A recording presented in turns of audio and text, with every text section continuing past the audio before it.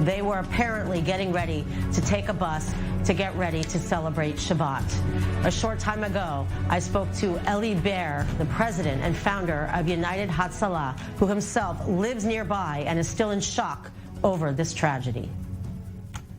Well, it's a terrible scene of an entire family who were hurt from this terrible terrorist attack who just ran into them. Many of the family members are injured, and they're all now in different hospitals in Jerusalem. The little boy, unfortunately, we were trying to save his life on the spot. This actually happened in Jerusalem, in the heart of Jerusalem, in the neighborhood of Ramot, right next to my house. And this is not the first terrorist attack that we have in this neighborhood, which we're right on the borders of the outskirts of Jerusalem. This family that was standing in the bus stop waiting for a bus to go for Shabbat. Lots of them are just in different hospitals now in different conditions. Some of them in serious conditions. A lot of people are emotionally traumatized. We are treating a lot of people. The psychotrauma team of United Hatzalah are now treating people who are just devastated and just very hard for them to deal with what they saw. They saw members of their family who were injured. They saw people who were waiting with them on the bus stop. The bus stop was full of people, and the terrorists just came towards them, driving really quick, straight into them. Tried killing as much as he could, killing as much Israelis as he could. It was a devastating scene. Scene with little children with Shabbat clothing, with talits. You saw people, talits are spread all around. It was a very sad scene. They had people with their Shabbat shtreimels who were laying on the sides of the road. Most of these people who take buses are people who cannot afford cars, so they have the whole family with them waiting for a bus to go for Shabbat. This direction goes towards Modi'in and towards other cities outside of Jerusalem. Devastating Erev Shabbat for all of us. It is so devastating. And can you explain a little bit more, because this is the first we're hearing that it was one family. Are all of the victims part of the same family, or the injured part of the same family as the boy who was killed? It looks like that. I can't say exact details because a lot of the family members, I'm getting phone calls every minute from different family members, but it seems like a lot of them are from the same family that were waiting on the bus together. They were literally one next to each other when the terrorists ran into the bus stop. They had other people there as well, not from the same family, but before Shabbat, you could see bus stops full of people waiting for the buses with their children, little babies. I had a pregnant woman there. She's in the hospital now in a trauma room in Hadassah. We transferred a young man to the hospital in really serious conditions. We were really shocked from the scene that we saw, seeing one terrorist able to hurt so many people. And this terrorist knew that Erev Shabbat, that's the time that he could catch everyone on the bus stop. It's like Sunday morning when the soldiers are going to the army. Same thing, Erev Shabbat. The families are going for Shabbat. And this is, unfortunately, a terrible beginning of a Friday afternoon where it's usually so happy. Everyone's so happy to go for Shabbat. And this is sad for all of us here in Israel. I can't imagine. I mean, I know in your job have seen it all, and clearly this is something that has really impacted you on such a personal level. It's so hard to be able to be objective while you're performing life-saving measures when something so terrible happens. What are your concerns as a resident of this neighborhood? This is a serious concern. Well, 2 weeks ago, I was having Shabbat dinner with my family, and every one of my members of my family are a volunteer in United Hatzalah. We're sitting in Shabbat dinner, having dinner, and all of a sudden we get a Hatzalah emergency call of a shooting in a synagogue right next door. We're in Ramot. Neve Yaakov is very close to here.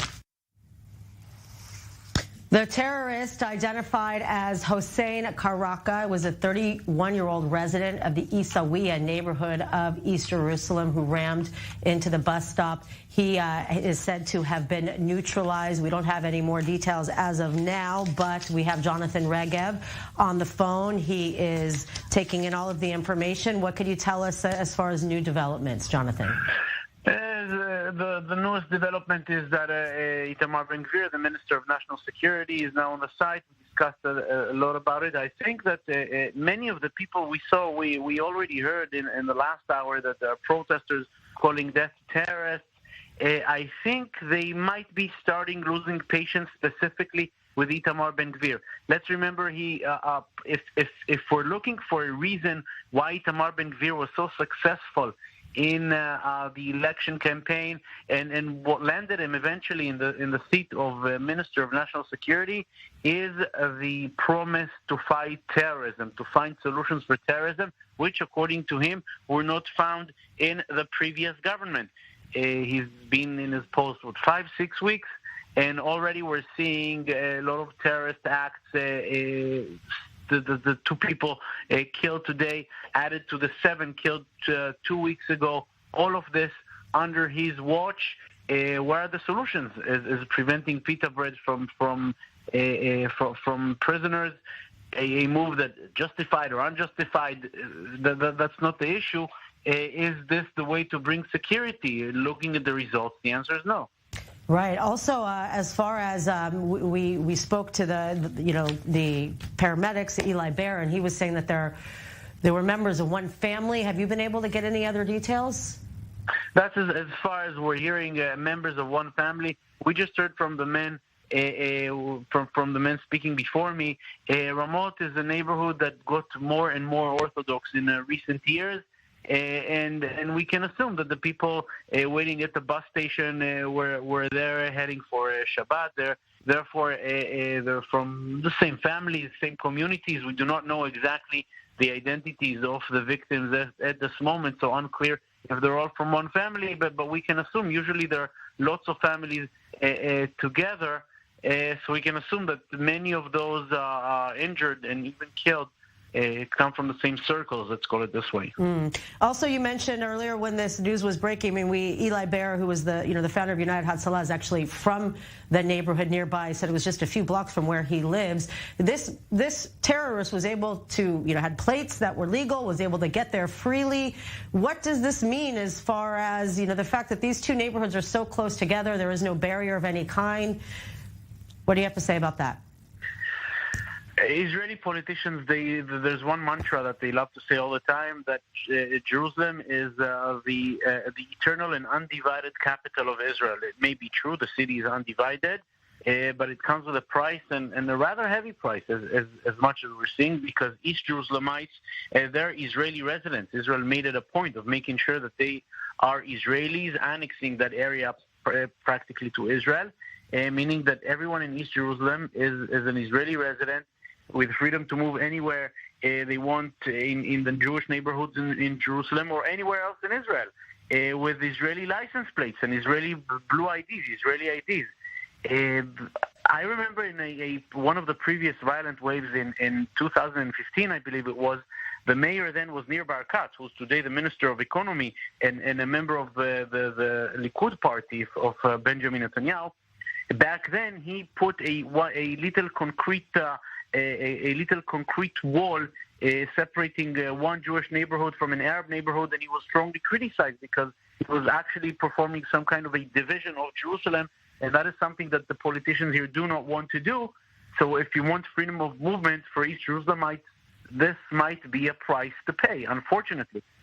Right, especially, with this new government, more things happening, from the judicial standpoint this week. How is this incident, even though we've had others, it almost seems like every week, going to play into this transition and what's happening internally and politically? I'm not sure it will have any effect on the judicial reform that the government is planning. They're planning to continue with it. The other side planning to... Jonathan Regev, thank you very much. We're going to